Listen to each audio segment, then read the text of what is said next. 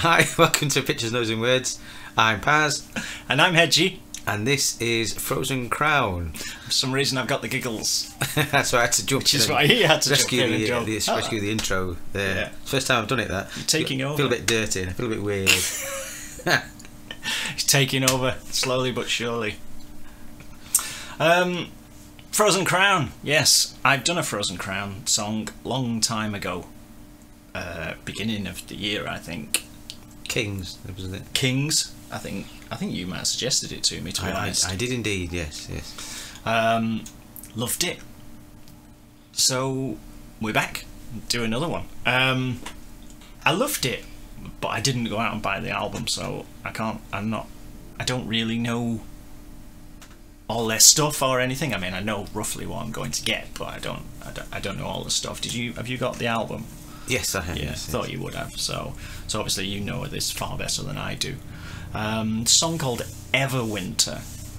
I don't know when this was out. It's not. I don't think it's their latest, but it's one you've kind of recommended to me. July. So yeah, back from July. It's from this debut album called The Fallen King. Excuse me. No, got the giggles and wind. Brilliant. Professional as ever.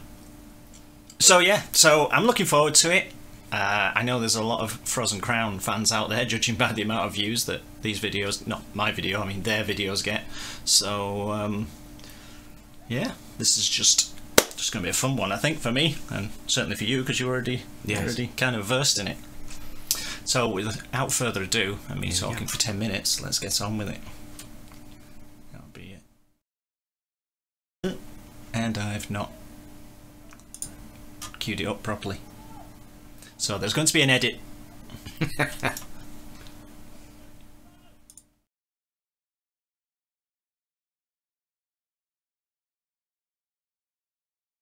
And we're back.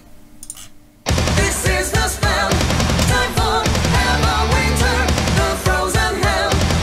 Run for your life.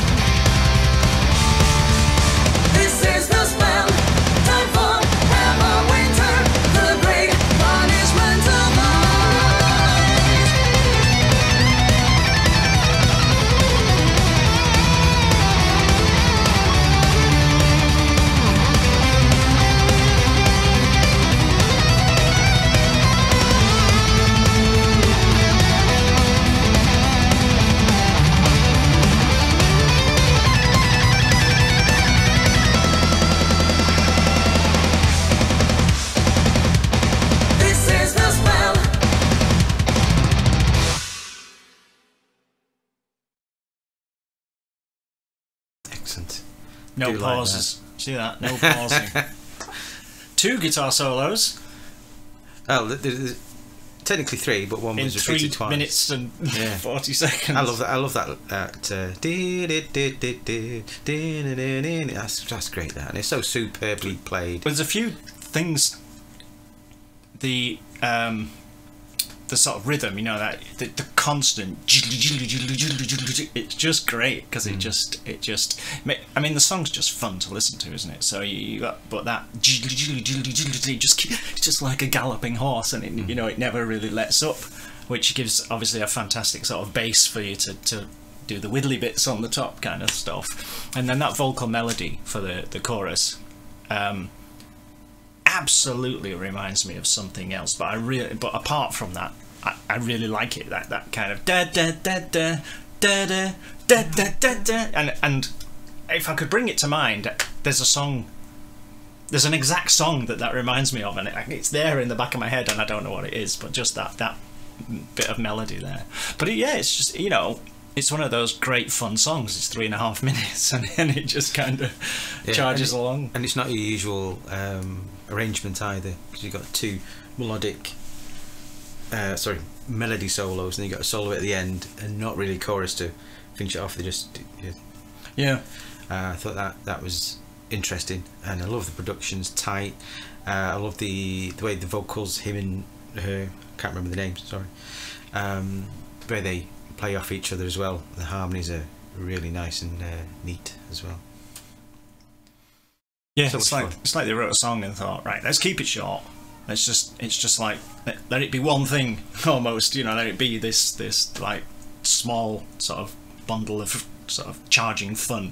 And we're not going to try and turn it into a big symphonic masterpiece or disappear up our own. It'd be good if they did. Yeah, add an extra couple of minutes on there. but they Make it longer. but they clearly just thought, let's not do that. Let's sorry, this is really annoying me as usual. Yeah. If I was their producer, I'd say make it longer. Yeah. I go, no, we're going to keep it short. Yeah, No, yeah. make it longer. Put more of that in. Yeah, if we were involved, it would be literally. No, you got at least another 7 minutes to go before we get to the big chanting chorus at the end. But no, you know, it's one of those great, enjoyable things, isn't it? Without it being pretentious or without it being some epic. And I love epic songs, you know, absolutely. I love songs that go on forever and all that sort of thing. But you can just enjoy songs like this for what they are. They're easy to listen to, and they're easy to enjoy. You don't require any effort from the listener, you know, kind of thing. But you make that sound bad, and it's not. Oh, I don't mean it to sound bad. No, I just mean I love it's very AC/DC. accessible, I think is what. AC/DC and Van Halen No, are exactly in the same boat. I've never been a big AC/DC fan, which is probably going to get me some hate mail. I never figured out. I mean, no, let's not go on to AC/DC. That's a different thing. I don't hate them or anything. I just saw them live at Donington in '89 and was really boring. Anyway, yeah. Email Hedgy. Except for when they fired the cannons, I like that bit, but mostly, yeah, it was a bit boring. Anyway, this isn't about AC/DC, and they're nothing like AC/DC. I'm not sure how we got there. I went in Donington '87. Went to see Bon Jovi, and Oh well. I wasn't not a big Bon Jovi fan, I must admit, but they were great, because they're just coming off the Slippery and Wets. They played a lot of stuff. Admittedly, I loved Bon Jovi back in the day. It was a really good gig, and then set all these fireworks up, and we were all traipsing back, and of course in Donington it's all in a field, so as soon It's as in the middle of the racetrack. as soon as the fireworks stopped, that was it. There's no lights anywhere. I couldn't find a car for about an hour because it was just full of people and you had to get through under the track. They had like subways under the track, didn't they? That underpasses, you know, where for people to walk through under the track. This has nothing to do with Frozen Crowns. If anyone's still listening, we're just reminiscing about Donington in the 80s now. But there was like subways that you had to get under the track to get out to the car park. And I remember just this massive. There was. The year Iron Maiden headline, there was something like 120,000 people there. Yeah, I went to that one as well. And Seventh Son of a Seventh Son tour that wasn't it? And there were so many people jammed into this underpass that you were literally all like this. And then one clever ass just goes, "Bah," And then somebody else goes, nah. And it was just like this underpass full of people all doing sheep noises, because you just felt like when you see sheep all crowded into a thing all trying, and it was just going, nah, nah, and all covered in beer and stuff that had been flying through the air and all the whole thing, you know. I had hair in those days, and it was, by the end of it, my hair was hard, because it was just whatever had landed in it, Yeah. you know, beer. Urine. Quite possibly urine, Phlegm. whatever was flying around. Yeah, as all the bottles flew overhead, plastic bottles full of stuff just spewing out their contents as they flew overhead. Donington was something else. Yeah. In fact, Metallica was second billing to AC/DC the year that, because Really? AC/DC was the headliners. Was it? He's 88 or 89, so Iron Maiden was 1 year and AC/DC was the next door. Well, in vice versa. 87, Metallica were on. I think they were third on. Right. Well, they were second billing when I saw them. I think, unless they were third, unless they were. Fourth. It opened Again. with Halloween.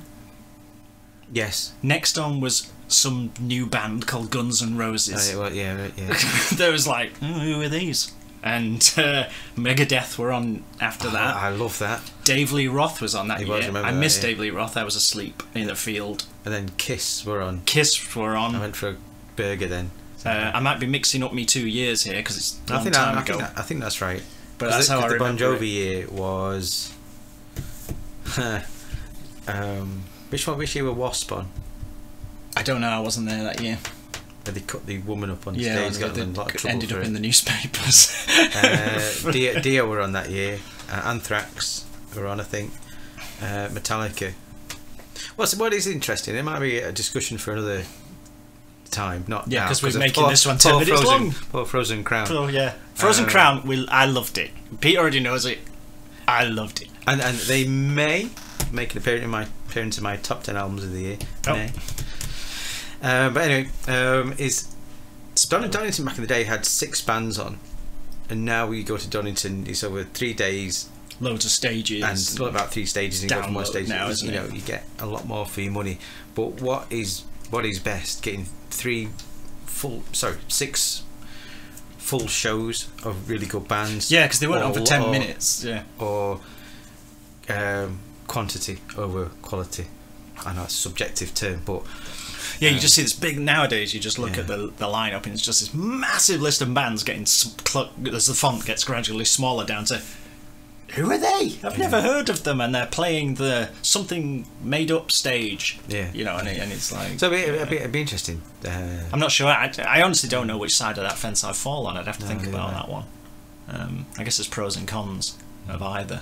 If you've only got 6 bands and you don't like 2 of them, it's a lot of sitting around waiting. Yeah. But yeah, we may have gone off on a tangent. Sorry, Frozen Crown. But yeah, I love that. Brilliant. Bounces Yeah, along, Everwinter. flies along. Really song. enjoyed it. Yeah, cool. Frozen Crown. Thanks for watching. See you now. Bye. Bye.